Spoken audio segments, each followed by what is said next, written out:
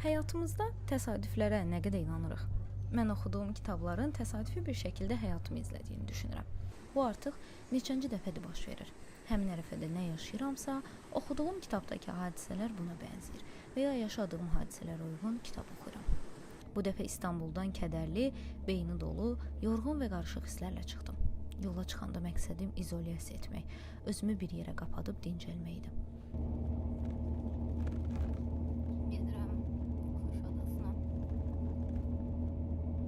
Amma həyat həmişə planladığımız kimi getmir axı.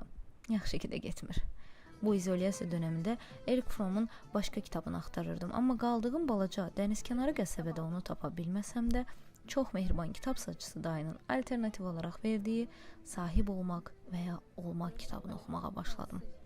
Kitabı alanda yanımda bugünə qədər tanıdığım maddi olaraq ən zəngin, varlı insanlardan biri var idi.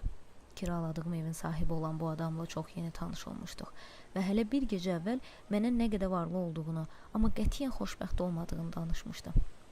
O bunları danışanda mən onun qarşısında oturmuş, bütün maddi varlığı, telefonu, kompüteri, bir çanta ucuzvari paltarından başqa heç nəyi olmayan, amma sonsuz xoşbəxtliyə sahib olan özümü müşahidə etmiş, nə qədər zəngin hiss etdiyimi düşünmüşdüm.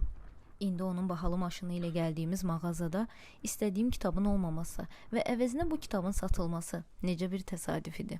Kitabı əlimə aldığımda ilk oxuduğum cümləni elə olduğu kimi bu məktubuma yazmaq istəyirəm. Əgər insan yalnızca sahib olduğu şeylərdən ibarətsə, onları yitirdiyində kəndini də yitirəcək, kim olduğunu bileməyəcəkdir. Böyləcə, yaşamı yanlış kurmanın sonucunda ortaya yenilmiş, moralsiz, yıkıq və acınacaq bir insan çıxar. Olmaq kavramında isə sahib olunan şeylerin kaybedeceğinden doğan endişe ve korku yoktur. Olduğum gibi isem ve kişiliğim olmak tarafından belirleniyorsa kimse benden bunu alamaz ve kişiliğimin yıkılması tehlikesi de doğmaz. Odak noktamı ve davranışlarımı yönlendiren güdüleri kendi içimde bulurum. Hekayenin davamında bu ay yaşadıklarımın hamısı məhz bu kelimelere uygun irəlilədi. Əvvəlində də dediyim kimi, həyat həmişə planladığımız kimi getmir. O lüks evə çiynində çantası ilə İspaniyadan Türkiyəyə səyahətə gəlmiş bir qız, Areni gəldi. O lüks evdəki ilk birlikdə keçirdiyimiz gecənin səhərində gözümüzü zəlzələ ilə açdıq. Səhər saat 7:30 falandı. Və zəlzələ oldu. Və silkələnib çölə çıxdım. Onu da çıxartdım. Deyəsən bu bir işarə idi. Bizim ora aid olmadığımızı bildirən bir işarə. Biz də özümüzü ora aid hiss etməyib birlikdə yola çıxmağa qərar verdik. Yaxşı. Əslində hekayə tam belə olmadı. Mən yenə həmişəki kimi həyatı romantikləşdirirəm. Təəssüf ki, qadın olaraq yaşamağın çətinlikləri, xüsusilə bu coğrafiyada sənin həyatına çox təsir edir. Özümü təhlükədə və narahat hiss etdiyim an uzaqlaşmaqda ustalaşmış biri olaraq Areni də yanıma alıb yola çıxdım. Və həmin gün özümlə çox fəxr elədim. Özümü çox yaxşı hiss elədim. Həm bir neçə il əvvəl bu qədər cəsarətli ola bilməyən Zeynəbin bugün nəinki özünü, həmçinin başqa bir qadını da qoruması, həm də insanlarla zamanında çox yaxşı münasibət qurmuş olmağımın faydalarını yaşamağımla. Özümü narahat hiss etdiyim üçün ən yaxın şəhərdə yaşayan dostuma zəng vurdum. Merhaba yakışıklı, tanışalım mı? Güzel araban varmış. Okyay bir neçə il əvvəl Bakıda bizim qonağımız olub və ona ətrafı gəzdirib dostlarımla tanış edib Bakıda unutulmaz xatirələr yaşamağına səbəb olmuşdum və indi rahatlıqla ona zəng vurub kömək istəyə bilirdim. Keçən il sadəcə bir neçə günlük gəldiyim bu şəhərdə indi onun dostları məni görmək üçün gəlir. Zeynəb, çox yorğunuq işdən sonra, amma səni görmək üçün gəldik deyəcək qədər məni sevirlər. Haydi bakalım Şerefe. Bugün Mike. Teşekkür ederim geldiğiniz için. Ne demek? Afiyet olsun. Her zaman. Çok sevindim. Bax, budur əsl zənginlik, var dövlət mənim üçün. Qısa zamanda təhlükəsiz və doğma yerdəydik. Sonrasında Areninin təklifi ilə bir macəraya başladım. Birlikdə avtostopla yola çıxdıq. Yol necə gözəl idi. Yol həmişə gözəldir. Okay. We just did a hitchhiking and someone took us. We're really nice people.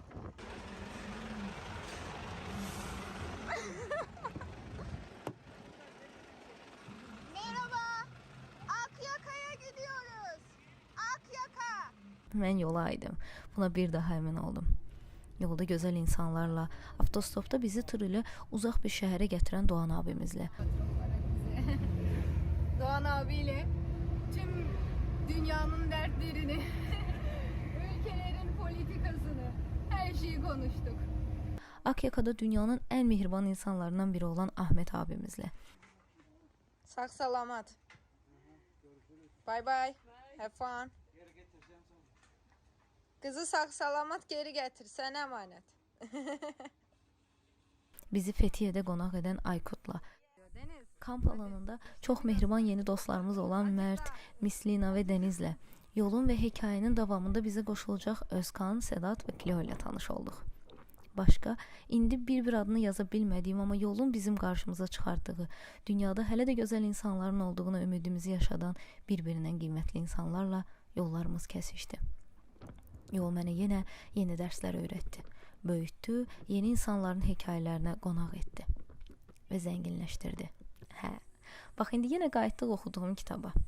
Hər səhifəni oxuduqca insanın maddi sahib olmaq əvəzinə özünün var olmasının vacibliyini anlayır, amma eyni zamanda gəzərək hər insanın hekayəsində bunun real həyatdakı təsvirini müşahidə etmək şansı qazanırdım. Deyəsən, gəzərək kitab oxumaq dünyadakı ən möhtəşəm şeydir.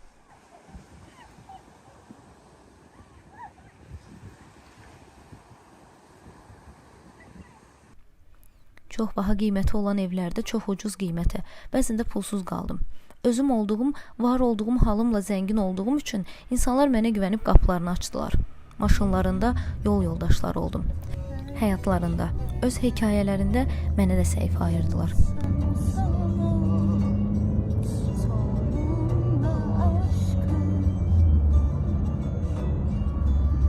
Bu zənginlik içində yolumuz Akyaka'ya, Fethiye'ye, Kabak'a, Patara'ya, Olympus'a və Antalya'ya qədər uzandı. Yollar uzandıqca xatirələr çoxaldı və mən daha da zənginləşdim. Zənginliyin Fromun da dediyi kimi maddi bir şeyə sahib olmaq yox, özün olaraq var olmaqla bağlı olduğunu, belə olanda bu zənginliklə daha çox şey qazana biləcəyini anladım. Hər gün fərqli sahillərdə üzmək, hər şəhərdə yeni dostlar etmək, hər günəş batışını fərqli bir məkanda, fərqli bir gündə yeni hekayənin həyəcanını gözləyərək izləməkdir əsl zənginlik. Və mən buna sahib olmağın tükənməz xoşbəxtliyini yaşayıram. Hətta Olympusda olanda oranın sehrinə o qədər qapılmışdım ki, görəsən burada qalım biraz deyə düşündüm və ani bir qərarla normal qazancımın çox altında olmasına baxmayaraq bir kafeyə gedib sizdə işləmək istəyirəm dedim. Bütün gün orada ofisiant olaraq işləyib yenə çox möhtəşəm, mehriban və maraqlı insanlarla tanış oldum. Maddi zənginlik qazandıran vasitə olan pulla rəftarım o qədər dəyişib ki, orada o gün işləməyin nəticəsində öyrəndiklərimə, xatirələrimə və yaşadıqlarıma fokuslanıb, hətta işlədiyim gün ödənişini belə almadan çıxdım. Axı yol məni çağırırdı.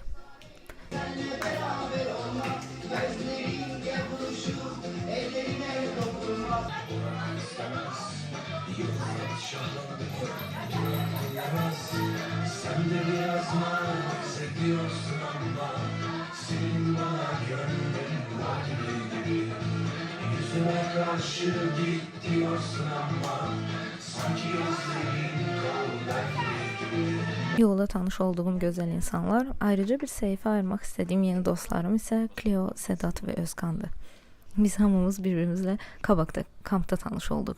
Tanış olduğumuz gün mən artıq oranı tərk edirdim və aramızdakı diyaloq belə oldu. Kaş biraz da qalardınız.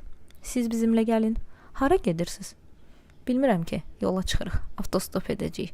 Amma bu gecə harda qalarıq bəlli deyil.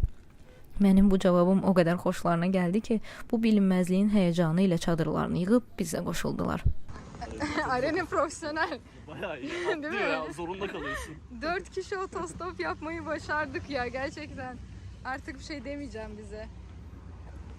Cleo əslən fransız və Amerikalı olan, Qaziantep'də yerləşən zəlzələ ərazilərindəki dəstək təşkilatlarından birində işləyən gənc bir qadındır.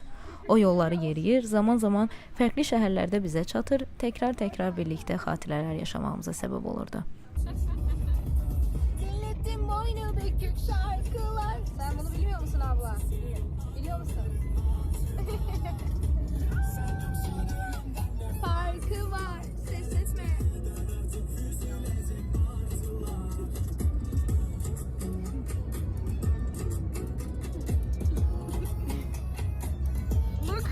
slept just 1 hour last night.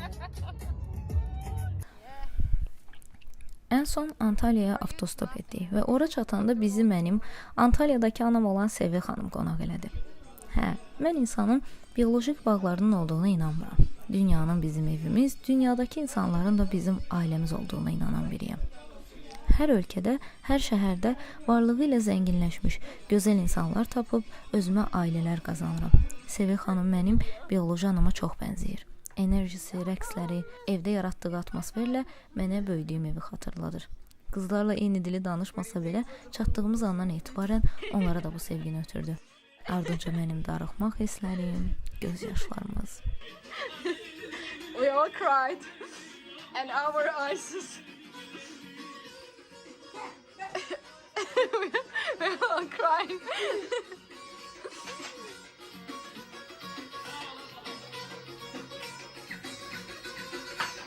No cry anymore. 1, 2, 3. Hekayənin sonunda Bakıya olan biletimi yandırıb ürəyimin səsini dinləmək qərarına gəldim.